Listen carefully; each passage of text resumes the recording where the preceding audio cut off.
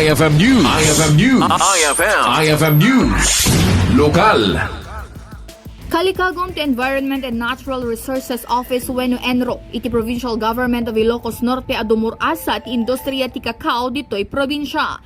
Second kani Mr. Joji Jimenez, iti Environmental Program Officer ti Gobyerno Probinsyal, nagtatarip nung da iti ili ti Adams kanda dumapay a masaknana tapno mapagtutulagan dagiti inisyatibo kon programa nga nakalinya iti Cacao industriya. Kinunana dakkel ti potensyal ti Cacao ditoy probinsya tapno rumang ay pay ti pagbiyagan kan pagsapulan dagiti manalo na kang runaan iti ili ti Adams no mapaado ti mula a Cacao. Inayon na makaipaaypay daytoy di kontribusyon na iti beneg ti agricultural development iti nasa o lugar. Mainaik iti raytoy na tratar ti Cacao Plantation Project agagum na mapalawa ti produksyon na ti Cacao ken maitandudo ti Cacao farming.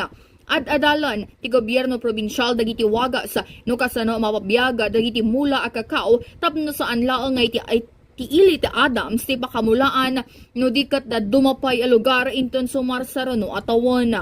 Kabayatan na may sapay ti Cacao industry ti tantandudo the Governor Cecilia Araneta Marcos ken Vice Governor Matthew Marcos Manotok ti probinsya malaksida ti coffee production.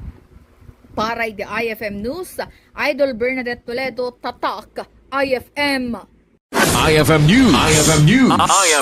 IFM News. Lokal.